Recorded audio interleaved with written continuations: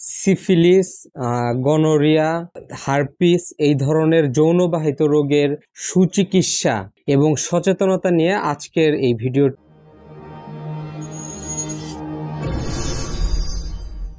Syphilis, gonorrhoea, herpes, এই যে শ্যাঙ্কার এই ধরনের যৌনবাহিত রোগ কিন্তু সময়ের সাথে অনেক বাড়তেছে। গনোরিয়া রোগটা ইউকে, লন্ডন, ইউএসএ তে অনেক বেশি, ইউরোপে অনেক বেশি, বাংলাদেশে আগে অনেক কম ছিল, কিন্তু সময়ের সাথে সাথে মানুষের মধ্যে আল্লাহর ভয় কমে যাওয়ার কারণে এবং বেহায়াপনা বাড়ার কারণে এই সিফিলিস, গনোরিয়া রোগটা কিন্তু অনেক বেড়ে যাচ্ছে। যেমন আজকে আমি টেলিমেডিসিনে একটা চিকিৎসা দিলাম 26 বছরের একটা যুবককে।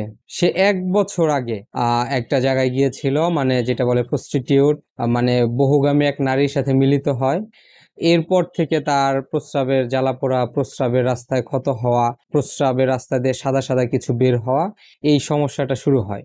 তো এই সমস্যাটা শুরু হওয়ার পরে তো এটা তো আসলে একটা খুব ঝামেলার বিষয়। এক তো সে এই যে যখন গেছে তখন সে কোনো পদ্ধতিও ব্যবহার করে নাই, তো এখন বিয়ে করছে, বিয়েও করছে প্রায় 1 বছর।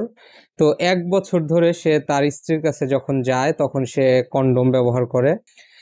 তো এখন সে বাচ্চা নিবে, কিন্তু তার এই সমস্যা থাকার কারণে সে বেশ কয়েক জায়গায় ডাক্তার দেখিয়েছে। তো ডাক্তারের কাছে যাওয়ার পরে তার বিভিন্ন ধরনের পরীক্ষা নিরীক্ষা করেছে, চিকিৎসা করেছে। তো দেখা গেছে যে আমাকে যে রিপোর্টগুলো পাঠালো, আমি তার সাথে কথা বললাম, সবকিছু শুনে আমি যে জিনিসটা দেখলাম সেটা হলো যে সে অনেক জায়গায় সুচিকিৎসা পাইছে, অনেক জায়গায় ভুল চিকিৎসা পাইছে, অপচিকিৎসা পাইছে।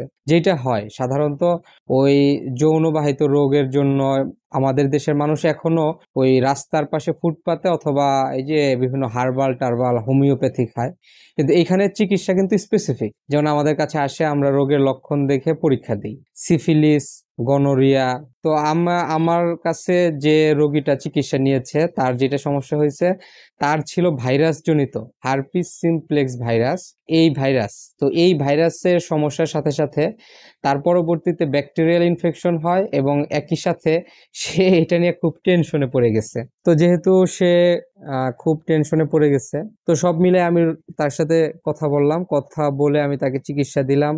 10 দিন পরে ফলো আপ করতে বললাম এবং তাকে বললাম যে দেখেন এই কাজগুলো আর করেন না। আর একটা কথা খুব গুরুত্বপূর্ণ, যে এই যে সিফিলিস, ধরেন সিফিলিস, এটা যদি আপনি একদম শুরুতে এই রোগটা না ধরতে পারেন, এরপরে এই রোগের সুচিকিৎসা না পান, এটা কিন্তু তখন শুধুমাত্র আর যৌনবাহিত রোগ থাকে না, এটা আস্তে আস্তে সারা শরীরে ছড়িয়ে যায় এবং ছড়াতে ছড়াতে এটা একসময় ব্রেইনেও আক্রমণ করে ফেলতে পারে। আবার ধরেন গনোরিয়া, যেটা সবচেয়ে বেশি ইউকেতে, তো গনোরিয়া এটা যখন হয় তখন প্রস্রাবের রাস্তা দিয়ে একদম পুঁজি আসে। তো এই যে গনোরিয়া এই রোগটা যদি অনেক বেশি ছড়িয়ে পড়ে, তখন যে সমস্যাটা হয়, তো দেখা গেছে যে এইটার কারণে গনোরিয়া থেকে আর্থ্রাইটিস মানে বাত ব্যথা পর্যন্ত হয়ে যায়। আবার ধরেন এখান থেকে এক ধরনের ব্যথা আছে, রিঅ্যাক্টিভ আর্থ্রাইটিস হয়। তো এই জন্য আসলে সকলেই ভালো থাকেন, সচেতন থাকেন, সুচিকিৎসা নেন। এটা এমন একটা সময়, ওর কাছ থেকে ভুল চিকিৎসা নিয়েন, আপনি সুচিকিৎসা নেন, আপনি সচেতন থাকেন, আল্লাহকে ভয় করেন। দেখেন যে আল্লাহকে ভয় করে তার কিন্তু যৌনবাহিত রোগ হওয়ার সম্ভাবনা অনেক অনেক কম। একটা রক্ত থেকে এইচআইভি হয়েছে এরকম রোগীর সংখ্যা কিন্তু অনেক কম। অধিকাংশ এইচআইভি, সিফিলিস, গনোরিয়া এই রোগগুলা কিন্তু মেইনলি হলো আল্লাহকে ভয় না করে, আল্লাহর হুকুম না মেনে যখন লাগামহীন ব্যভিচারে লিপ্ত হয়, তখন কিন্তু এই রোগগুলাতে আক্রান্ত হয়।